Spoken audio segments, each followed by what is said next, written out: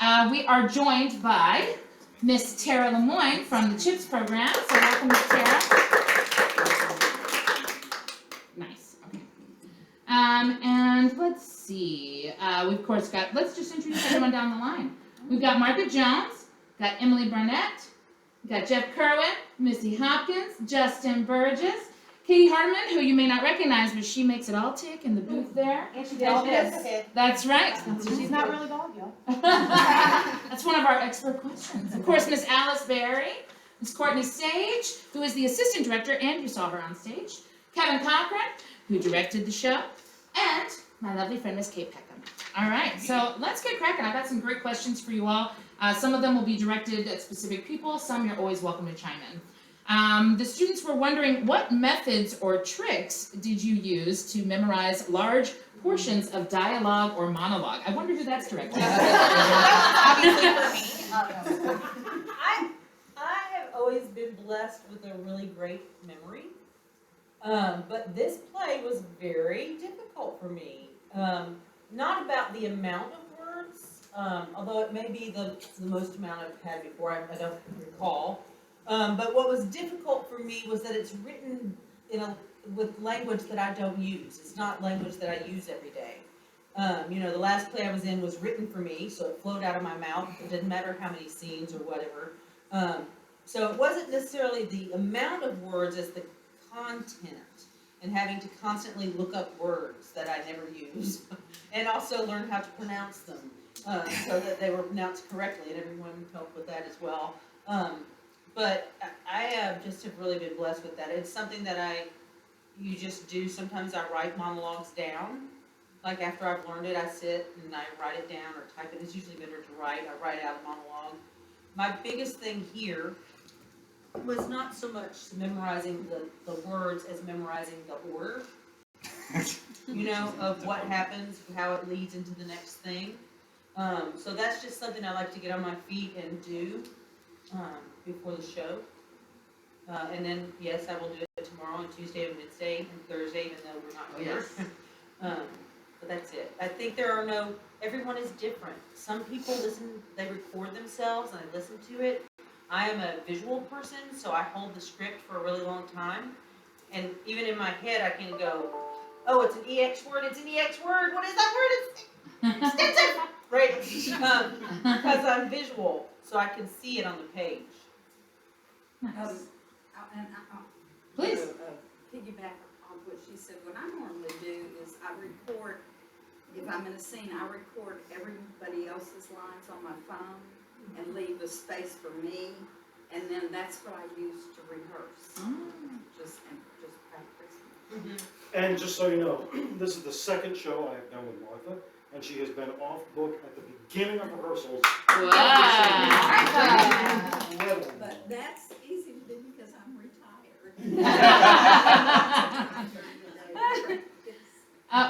Alice sort of hinted at this, but they were wondering, did you all do any research to prep for this role? Pretty broad question, but I mean, I'm sure there's a lot to say there. Yes, I did a lot of research on John Donne. I did a lot of research on the specific poems that are in the play, and also on other poetry that he wrote. I told a friend of mine, he was like, why are you doing all this? I said, well, she's supposed to be a scholar. John Donne. I feel like I should know some information, So I did cheat. I did use lit charts, and I also wanted to be sure I was scanning the lines properly. So I actually learned a lot about sonnets and poetry and, all the different ways of scanning poetry. So yes, I did a ton of research. And speaking of informing ourselves and researching, Tara, when we were involving CHIPS to help us, I guess Kevin and Tara sort of interchangeably could tell us what CHIPS contributed to the process, and then I would love for you to tell us more about the CHIPS program, especially since we have some budding actors here who could probably use a little paycheck. But yeah, do you want to tell us a little more about the CHIPS program? Yes, so the CHIPS is the acronym for the Center for Healthcare Improvement and Patient Simulation. So when you are in healthcare in today's current era, in terms of your undergraduate degree, instead of practicing on real human beings, there is simulation-based activities that you do within our building to prepare you for a career in nursing, pharmacy, dentistry, medicine. And this is about making sure that people are safe as they interact with patients, as well as learning how to communicate with them effectively as part of the healthcare team. So we were connected because one of our team members in the simulation program helps coordinate what we call standardized patients. So we hire people from the general community, some of which have a theater background, others that do not. And they learn essentially a script of a certain type of patient or a patient condition. And then we have our learners from across the campus come in and learn to communicate with patients, or what we call standardized patients, essentially. I think method actors is probably. Now, show of hands, how many of us have been standardized patients? Ah. I love it because it's like a little mental exercise. When you've got a page of stuff, you know, what medicines am I on? Where does it hurt? How old am I? What's my, you know, how Dr. Justin had said, or Jason had said, you know, your family history, terms like that, that we had to quick memorize and go over and over again. It's like a beautiful actor exercise that you get paid to do. So I highly recommend looking into that if you're looking for part-time work as you get older. And it, of course, helped us learn because Dr. Vivian Baring in the story is in a teaching hospital. So very similar thing. You know, I guess maybe, Justin, you could speak on this a little bit. What is it like to play someone so hateable? Luckily, this kind of thing is right in my wheelhouse. He's a very nice person, though. He is. So I tend to get cast as villains, bad guys, and royalty. So, I do have some experience having done that. But I mean, I think a main thing is finding out how to make someone so hateable also a human being, and not just like a caricature of, you know, who they're trying to be. Like, so I had to really find out what kind of person Jason is, what are his weaknesses. I mean, there's this incredible scene toward the end where Jason really opens up to Vivian, and kind of you see a little bit of who that is. It's important to like the person you're playing, and finding out who that person is, something to like about them, just so it's more than just that, you know, one-note bad guy, evil sneer sort of thing. And as an audience member, Tara, how do your little signals go off in your head of like, oh, our program could so help this student be a better doctor? Like, So not just as an audience member, but the reason that we have sort of the program that we have now, they're all over the country, they're with every healthcare entity in the U.S. and certainly across the globe. The reason it is that way is because what healthcare learned somewhere in the late 1990s is that how we communicated was so important into taking safe care of patients. So we pulled it out of aviation and aeronautics and said you would never let a airline pilot get in a plane and take off for the first time, because they went through simulations and simulations and simulations and learned how to do it before they went off for their first flight. So the healthcare profession pulled that over, which is why we do it. And so I went to medical school in the early 2000s. We did not do simulation in the country at that time, but when I watched him, I thought, yep, that's exactly what we saw in our day-to-day environment as we were training to be young physicians, as people who were pretty callous. They were very separated from their patients. They didn't think of people in the totality of who and what they were in their community and their families, and he spot on nailed it. I was like, that's exactly. And we see some of that still today, but the whole point of what we do in our building is to make sure that when people are moving out of their education into their healthcare role, that they have a better sense of introspection and what they do is important down to how they communicate with an individual. so one could say no matter what field you go into, a little bit of theater goes a long way. And I'll go to you, Kevin. Now, in directing the script, we are all familiar with the script as you guys have studied it and whatnot, but as far as weaving all the nursing students in and giving everyone space to come into their character. What was that process like for you? Did you give everyone kind of room to create their own backstory? I mean, a lot of these people only have like one real sentence they say, but they feel like such three-dimensional people. So Yeah, what was that absolutely. process like? So when I'm approaching any play, I like to approach it from a place of telling a story. And what is the core story that we are trying to tell, and how can we use all these extraneous people to get that theme across? So the core story that we wanted to tell was Vivian's journey to grace and acceptance of herself as a human being. And so we use that, like the inhumanity of like the robotic like technicians coming in, like name, blah, blah, blah, blah, blah, date, okay, here we go, just sit still. We're gonna shoot some lasers into your body, and then you're never gonna see me again.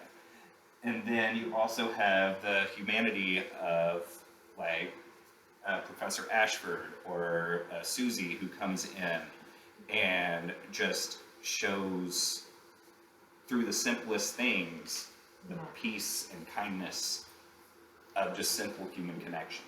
And so tying that back into the rehearsal process, as a director, I'm very open and encourage playing around. That's like, try something new every time and we'll see what sticks, because if something doesn't feel natural to you, it's not going to look natural to the audience on stage. So I encourage them to make their own decisions instead of me saying, okay, here you're going to move over here, and then you're going to do a little twirl, and then you're going to go over there. Because if that doesn't feel like what they think the character should do, they're just going to think like, I look stupid on stage, and so it won't naturally connect to the audience that way. So that's my little philosophy. So easier to pull the fader down than create further that doesn't Absolutely. exist. Yes.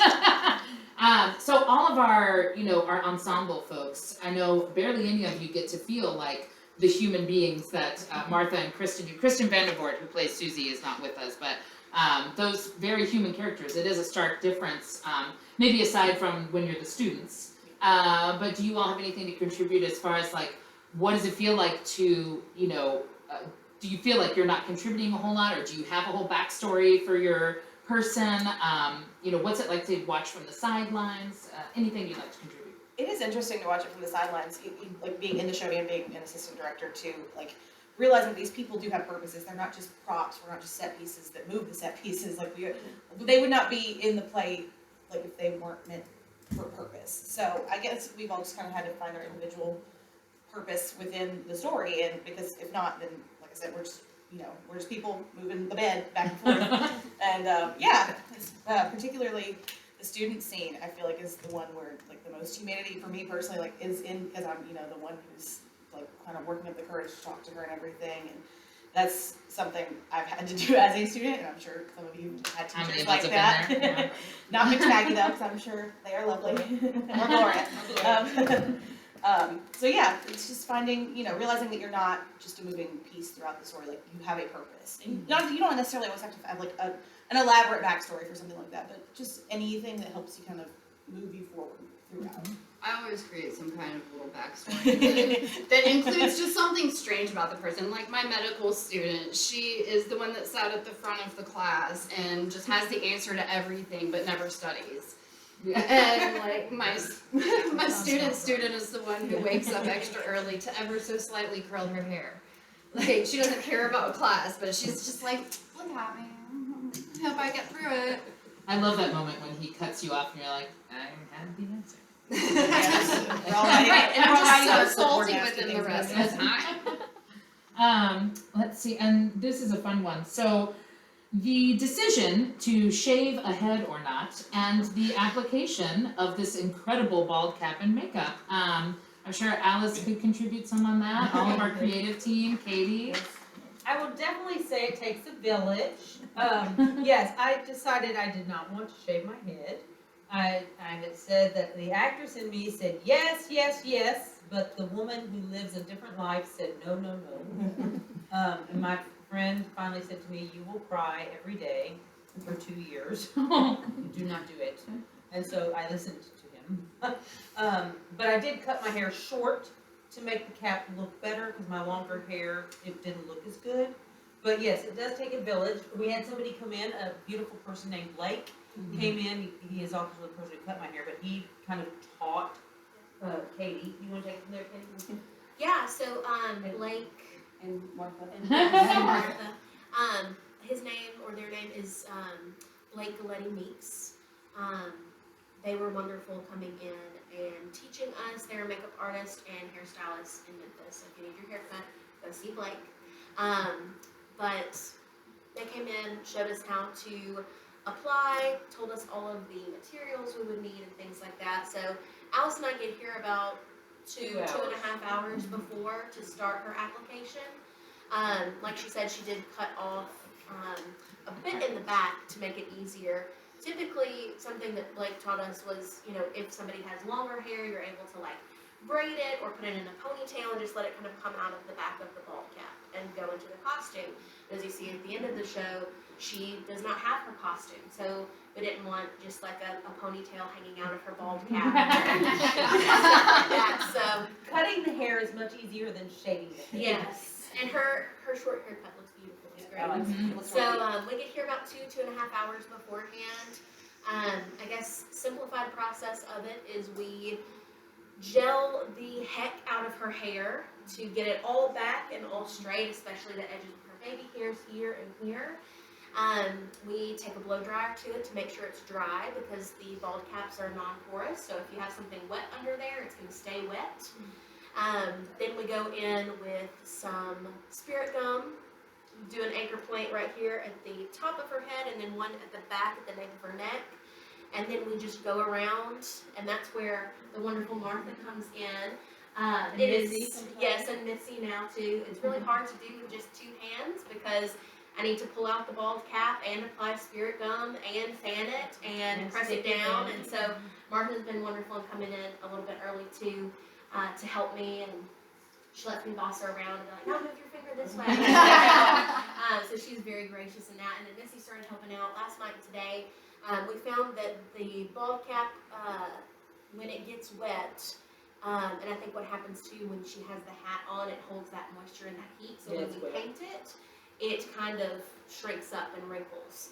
So we've started blow drying while we do the makeup process. We learned that today when we started this.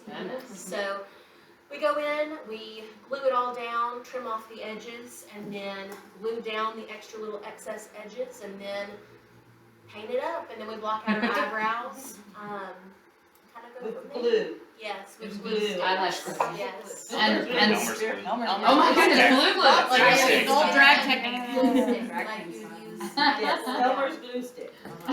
Drag technique. Yes. Amen. But surprisingly, that I think comes off the easiest as opposed to like the spirit gum and all that good stuff. Yeah, the first night, Katie and I were taking cotton balls to the edges, like singeing it off, basically. Took like 30 minutes. Then the next night, Alice was just like, whoo, She just there ripped it is. it off. I was like, oh my gosh. That was because I had gotten my hair cut. It was easier to come off. Yes, the first night for sure, like Courtney mentioned, it was painful because she A was in rigorous pain, process. but also we were like, oh my gosh, we're hurting her. I know.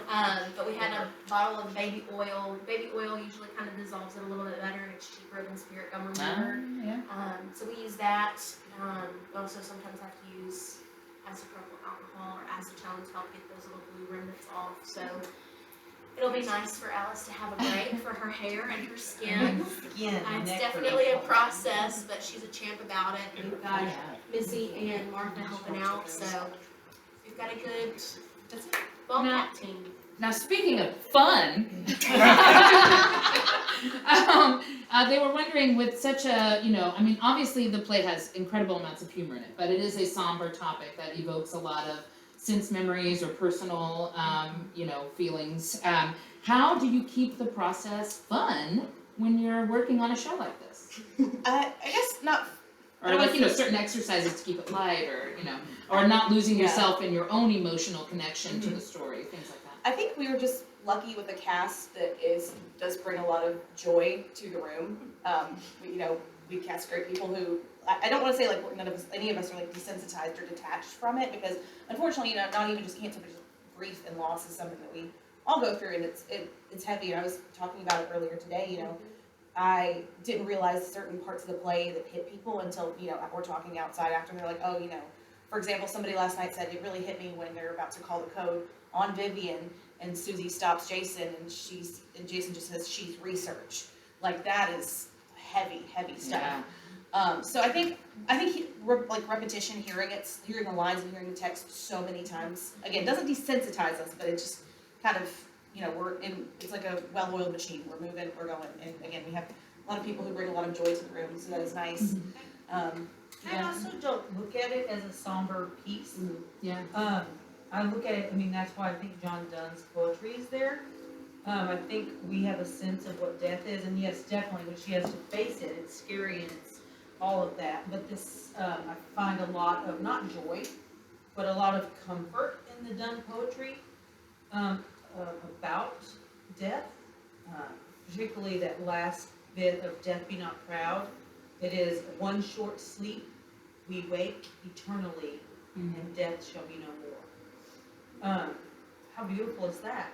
Like, no matter, I guess that might be a religious kind of thing. He was a religious poet, but they are the holy sonnets. But there's something comforting in that. So I look at it as that maybe death is not as dire as we ascribe to it. And so I don't look at the poem, I don't look at the play as such. I look at it as an uplifting piece. And that is how I approached it. Even though she goes through difficult times, the outcome, I believe, is uplifting. And in that, joyous. And something else too is like, you can't go into this rehearsal process, and something we kind of like deal with during auditions, you can't go in being like, this play is sad. That's, you can't, because I feel like some people maybe enter the auditions not having read the script, and when we were reading, other Vivians, they were like, this just, starting off that opening monologue, just, I have 2 hours to live, and making it very, very somber, which it easily could be, but you don't want to, the starting point of the show, you want it to, A, have a lot of energy, and B, just kind of set the tone. And if we're setting the tone saying, this woman is very sick, and she is sad, then you're not going to be interested, you're going to want to kind of tap out in a few minutes. So I think just going into it knowing that it's not completely sad, it is hope, there is hope there, and there are little bits of joy in there. Also, I think being moved by something is not sad. Yeah. Crying and being moved by something actually is uplifting, it's cathartic. Yeah. It's why theater exists. Amen. And so that's another reason I look at it as joyous, is that, yes, I hope that people are moved, and many people have come up and have been moved because of experiences they've had or whatever, but I don't think that being moved by something is a negative thing or even a sad thing. Crying doesn't necessarily mean sad. Yeah. I mean, having that emotion, Overwhelming, is cathartic. So I think that's a positive. And practicing theater is a form of therapy. Amen. For sure. If you're connecting with the story and connecting with the characters, you're going to find things deeper within you that you thought were there, and coming to terms with those and working through those through the course of the show, I think is a really important process, and it makes the theater better, and it makes you a better person. And that's one of the beauties of this art. That's being in the position to advertise and manage our social media. I'm receiving a lot of the comments, and I know some of our board members were worried about, oh, how do I brag about this show? It's, and then the second they saw it opening night, they were out telling all their friends, oh my goodness, there's so much humor. It's so beautiful. It's so humorous, and even myself, finally seeing it all put together, I was like, this is something that's life affirming. It's funny. It's, I remember even just the minor medical things I've been through. I cracked jokes the whole time. And my doctors and nurses would be like, I'm so glad that you're just being silly with us, Humor is very much a healing tool and a defense mechanism in a lot of ways. I do want to throw it to the end of the panel here, because we haven't heard a whole lot from Missy and Emily. Do you guys have anything you want to contribute about the rehearsal process? About there is a question in here, I guess everyone's welcome to answer, but as far as our mental health, being involved in a story like this, evoking some of those emotions or those personal stories that come to mind when you're telling stories like this, how do you keep yourself safe? How do you, and in fact in the CHIPS program, we had a whole exercise of taking off the jacket or sloughing off from the arms, to just say, hey, I'm not in this moment anymore, I'm moving past it. Yeah, how do you take care of yourself through this process, Well, I actually, this is my second production here in this theater, and each show, there's been something that's been very personally triggered by the storyline. So I had to very carefully think about that, and my first and this experience, I'll have to throw it back to my castmates, because when that emotion showed each time, there were several castmates that recognized it and said, what do you need from us? Mm-hmm. And there was no greater comfort. I mean, I immediately felt safe. And then, so the second time I felt safer, knowing that there were some castmates that would recognize and just make me feel seen and heard and justified in the emotion, which kind of throws back to our previous point. There was one scene I knew that I needed to sit in the audience during the rehearsal process, and I just needed to see in the dark and fire hose my tears out and get it over with. And it was the final scene with Professor Ashford and Vivian. And sure enough, I needed a beach towel. But I did it. I got through it. And when I walked backstage to prepare for my next stage entry, there was a castmate that I mean, there were no words spoken because we had to be really quiet. But she looked me in the eyes and she just said, "Are you okay?" And I said, I will be. And she just let me hug her, and it was all I needed. Now, some people may need more, some people may need less, but all that to say, a cast, which some of you may have experienced, but I'm just very grateful for the friendships that each cast brings and each cast extends for the rest of time. Yeah, I don't know about you guys. I know in high school I felt so lost, and theater is where I found my tribe. I'm sure some of you are feeling that a little bit, where it's like, you always felt a little off, or a little like, where's my people? Where's my people? I don't know. Or like, am I overly sensitive? Am I too much? Oh,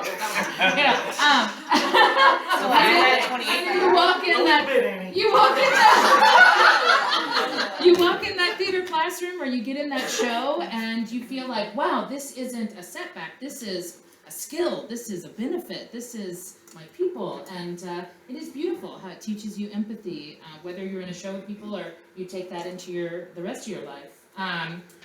Speaking of like intimate moments and things like that, they were curious. A big term going around these days is intimacy coordinator. I know we have a physical exam. Was there someone who took the hat of intimacy coordinator? Was there some, seriousness around that before you guys fleshed out the first time?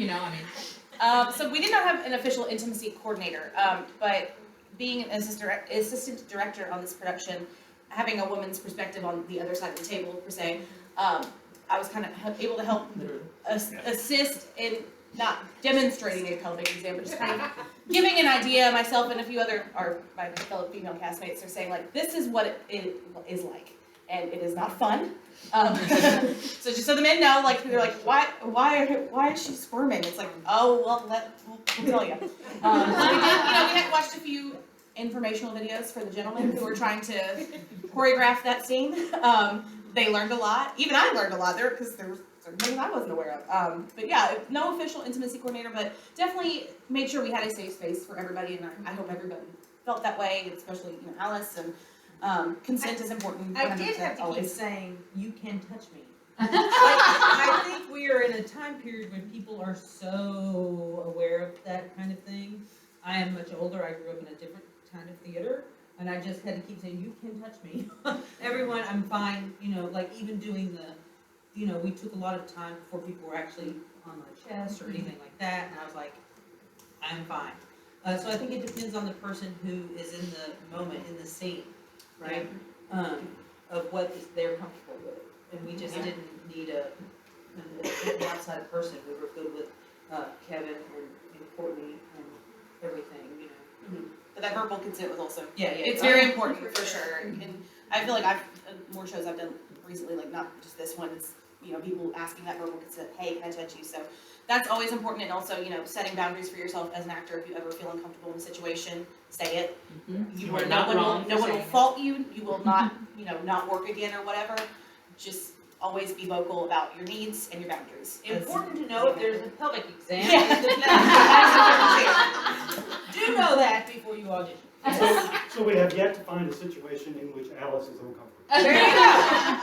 Thank you, Laura. And one thing that I'd like to add, going back to what Courtney said about the pelvic exam, with us having a male doctor and a male director, I just want to shout them out and say they were very much so, what is this like? Is this right? Want It to be was, input. yes, it was never a, well, this is how we're going to do it, or this is this. They very much deferred to the women in the room and Google and and making sure that that was something that that Alice was comfortable with, and making sure that we could, as realistically as possible, make it work. But I do want to shout out them for deferring to the ladies on that one, and it being a collaborative effort instead Your of cleanliness was classic. Yeah, you could. The nervousness was palpable. It was classic. I also had the tremendous benefit of having known Alice for quite a long time. Alice actually is So- a college professor of mine, Kevin, and Justin. So And that is mine. another layer, and Annie. So that kind of adds another layer to that scene as well, so which makes it fun for kind of me to watch as well. Oh, this is kind of real. It's so meta. It's so meta, yes. Well, and this leads me to my final prepped question myself. As far as like authenticity goes, I'm curious about Tara's opinion, especially since Chips helped us with some of those like scenes going down the hallway. I mean, how cool is that LED screen on the back wall, right? Marcus Brown, everybody. Shout out to Marcus Brown, who can't be with us, was our lights, video, Everything. audio, like all the stuff that helps you feel like you're in the environment. He designed and The put into aesthetic. play. But yeah, as an audience member in the medical field, how did you feel authentically, just even in their actions, in their portrayal? And then what is the most important thing you think you learned from doing this show? It was a full review, Tara. Put her on the spot. I thought it was spot on. It's in the medical community, it can be dehumanizing to become a patient, especially when everyone around you just sees you as that thing they have to do. You kind of felt that as I watched the play go on. Some of the language, which you would identify as probably unprofessional, is language that you certainly hear in the medical field, especially in stressful situations. I think that's human nature. Your facial features and I was like, there are nurses I have worked with that are that lady. I've been around for quite a while, and no, I think it was phenomenally and beautifully done. Over 20 years ago, when I started my journey in medicine, we were forced to read a book.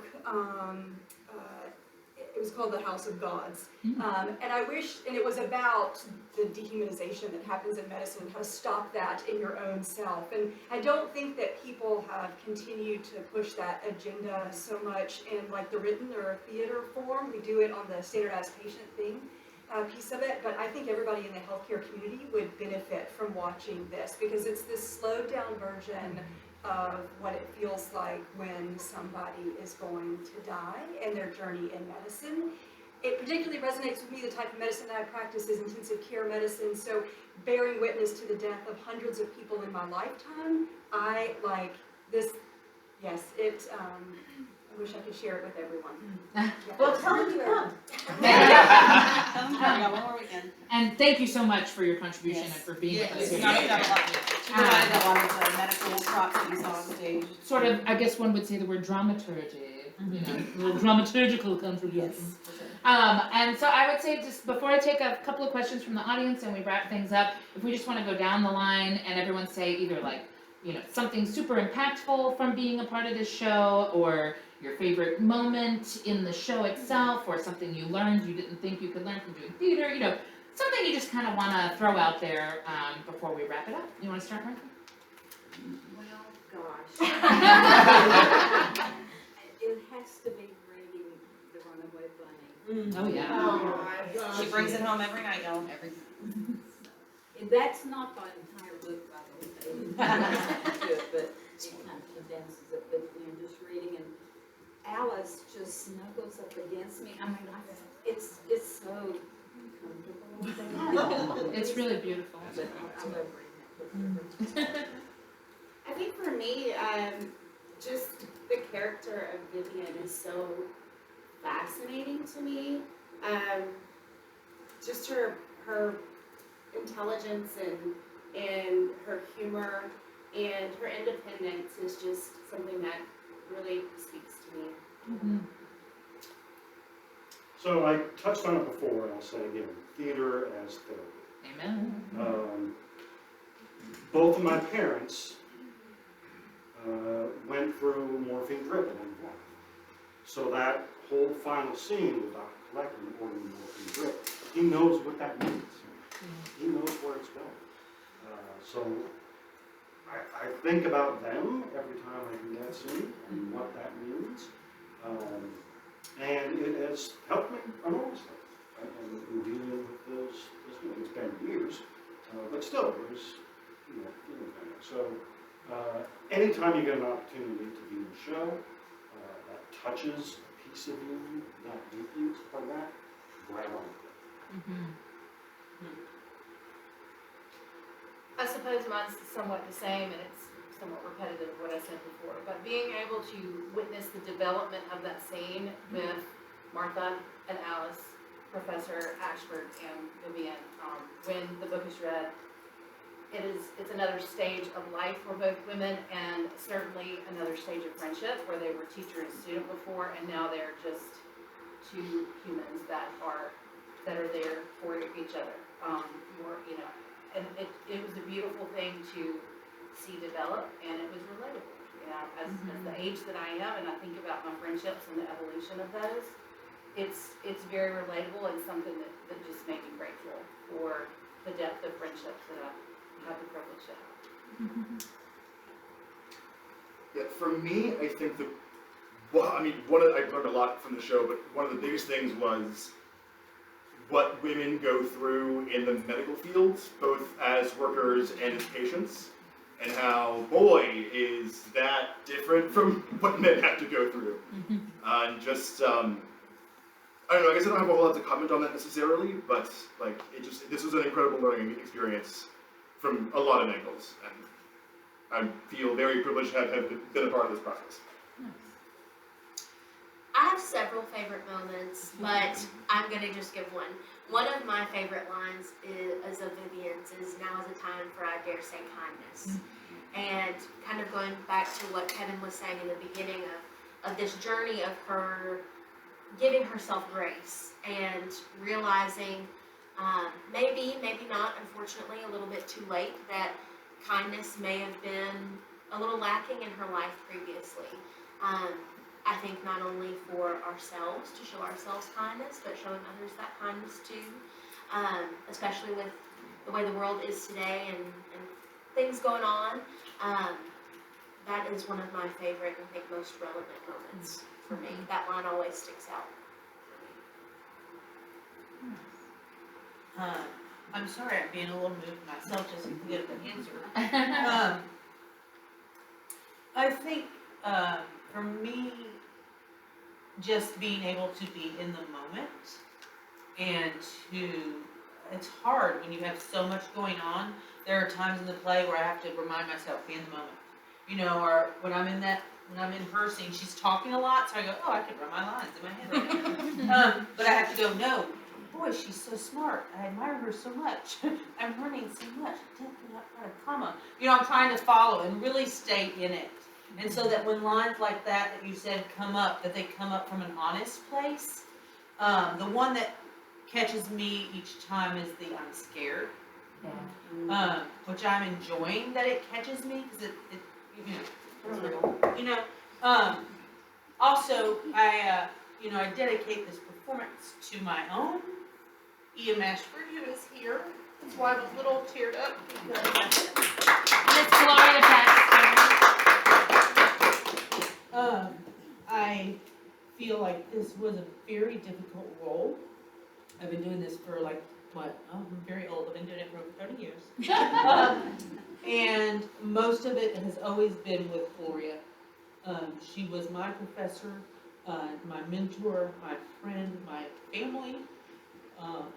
And so it means a great deal to perform it and think of her when I'm doing it. And so wonderful that she's here today to see it. That is what I take from it. Everyone else, my friend is here, but it's very different for to have Gloria here because I feel like this was definitely a challenge, and I feel it's a weird thing to say I feel that I meet that challenge. Yeah. And you do. It's a good feeling to feel as an actor. You don't always feel that way, and I feel that way because of my life with Gloria. Nice. Or I achieved that because of my life with Gloria. Thank you. You get to follow that. I really like the button. So this is actually my first time ever being in the world of directing just as an assistant director. I just kind of approached Kevin and I was like, hey, I'd like to assistant direct. And he was like, cool. And I thought, it'd be a bigger thing. I was like, oh, okay. Not really thinking like, because I've had shows where I've had assistant directors who kind of just sit by the director and go, yeah, what he said. And thankfully, I am so thankful to have Kevin, who has pushed me to like ask questions about the script, the actions, and like really made me think about why I want to be on that side of things, and what motivates everything. And I'm also so thankful for this group of people who have been so receptive and like encouraging, because I was terrified. Our first rehearsal, I just started writing notes down. Kevin's like, what do you have to say? I was like, oh my God, everyone's gonna think I sound so stupid. And they literally were like, no, you don't sound stupid. Don't say that, you don't sound stupid. So I kind of had to find a little confidence within myself, but I would not have been able to do it without these people encouraging me and, lifting me up and, making me, reassuring that like being on that side of things is something that I'm still definitely interested in and hope to pursue further. And again, so thankful for this one, Kevin, for letting me be on that side and also be in it, which is not easy. And I don't know if I would necessarily do very soon again. But do one or the other maybe. But yeah, I'm just very, very thankful for this group for being so supportive and encouraging. Okay, my turn. I could talk about this for hours, but I'm going to keep it short because brevity is what soul. So, as a theater artist, there are very few times when you get to do a show as special as this one. And I have been lucky enough to do it twice. I was in it with University of Memphis with Gloria back in 2011. And originally I was not slated to direct this. The original director went on to get her doctorate, and I saw that she was moving, and I've been trying to get this show done more frequently around here, and so I reached out to Brian, and Brian said, absolutely, you can take on the show. This is my fourth show here, and just what draws me to shows are the stories that they tell.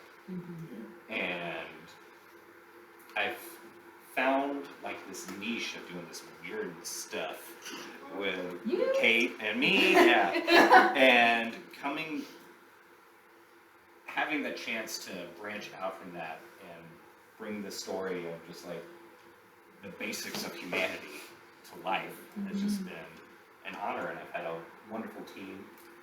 Olivia assembled half of these goobers a while ago, and then I stacked on some on top of that, and it was just a wonderful team and a very special experience, so that's what I took away from it. What do you have to say? Piggybacking on what he said about normally doing weird stuff, most of what I do is silly. It's silly musicals or just silly. Like, the last thing I did was Evil Dead the musical. So this actually gave me an opportunity to revisit what I went to college for. I was an English major in college, and I honestly have not really used that degree since, but I'm still grateful for it because it taught me a lot of what I know. But this actually gave me a new gratitude for having studied it because I actually understood John Donne when I came into it. I knew some of the words that we're having trouble pronouncing and what they meant, and I was like, and even when questions were asked about why is this in the script this way, like I would be like, okay, I'm gonna find this out for us, and did a little research along the way too for the poems in relation to the script itself. So I got kind of a rebirth in a love that I've lost after a while for language and words and literature. So that was fun. Nice. I didn't know that about you.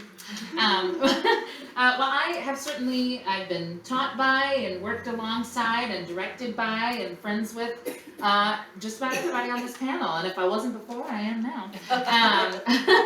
And I have to say, just as one of the small staff members here, I'm not small, the staff is small.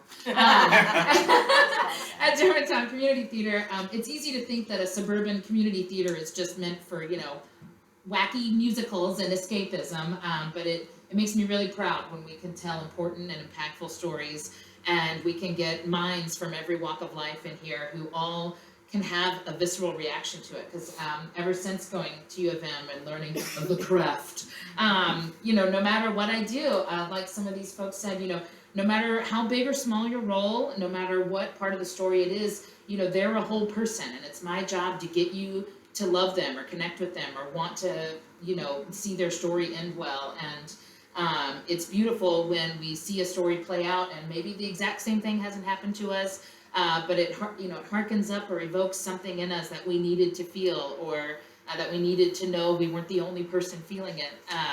So I'm just really, really proud that something so awesome is happening here at our theater. So first of all, bravo to everybody in the show.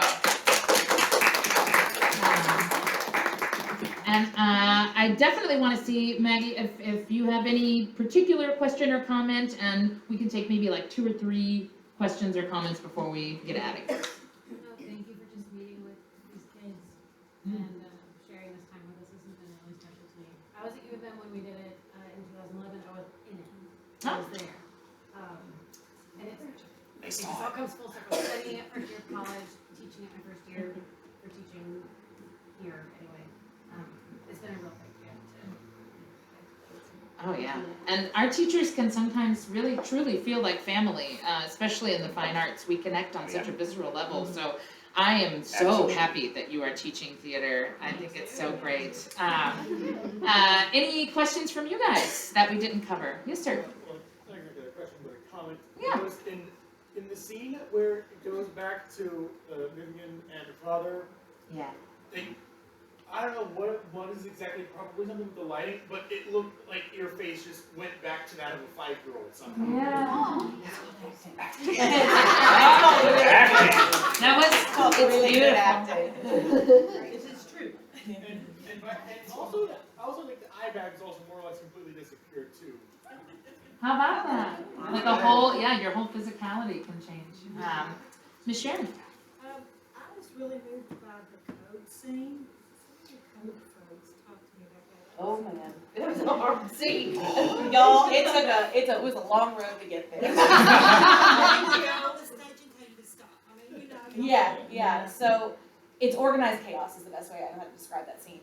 Because there is, the lines we say on stage is not improvised or anything, that is the dialogue that we say, buy car van, get ready to shop, things like that. It's all And the thing, and then meanwhile, we're doing our thing, and Jason and Susie also have things they're supposed to be yelling out too. So getting the rhythm of that and making it sound authentic was very hard. And it really didn't come through to me, at least till like a couple days before we opened. So it took a lot of running, and also we're kind of back there, not to lie, some of us are kind of like running in place, like getting ready, just that, and because the energy has to be very fast. There can't really be much air in between lines because then it's not authentic, Yeah. And Tara was very helpful too when we asked questions about what it's like being in a room when somebody calls a code and what that energy is like. By car van. Yeah. They don't use that anymore. Calling the code and calling off the code, it just kind of. Right. Yeah. Yeah, because it's too late. They're running it. And last night, crazy enough, Justin accidentally disconnected the phone from the keypad and handled it like a champ and just yelled out in the hallway and said, call the code, and then our Susie came in, followed suit, and said, cancel the code, and it was great. But, you know, again, The joys of live theater. you just gotta keep going. You can't just like call a blackout and, you know, say end of show. But, Right. but yeah, that's probably for the, you know, the tech and the ensemble, that's probably the most challenging scene. If y'all have anything to add on about that scene, it's a lot. One of the most stressful things I think I've ever done, I'm not gonna lie, on stage. But it's fun. I just felt privileged that I've watched a lot of House. We're all, you know, we watch Grey's Anatomy, we're all like medical experts now. Any final questions? Yes, ma'am. I forgot it. Hey, that's all right. Yes. That's all right. I just want to commend the entire cast on the Institute. Authentic feel of it all. I actually have parents who passed from cancer, and 20 years ago, I'm watching the play. Patient's different, but you know, I spent about 6 months mostly in the hospital with them, doing his treatments, and it felt real. It felt exactly as I felt all the way to I was there with them in time. And you know, you guys do an excellent job. I'm gonna have to talk to my therapist. Do what I do. Thank you. Well, if there's nothing else, I mean, I'm sure, you know, we could have some more conversations, we could talk for hours. I do highly recommend theater as therapy whenever possible, whether you're reading it, attending it, or performing it. And if you are underinsured or not insured and you don't know about Church Health Center, or any of the amazing things like Planned Parenthood, I think it's very important. A lesson we have to learn is to keep up on our pre-screenings. Preventative care saves lives. I'm sure many of us are an example of that. So, you know, don't be scared to say what's going on inside of your body to your doctors, and don't be shy about going and getting things checked out whenever you can. There are affordable ways to do that. And otherwise, I just have to say thank you, everybody, and please tell everyone you know to come catch our last weekend. Yes, so we don't have any empty seats. Thank you, guys. Thank you. Feel free to grab some more coffee on your way out if you like.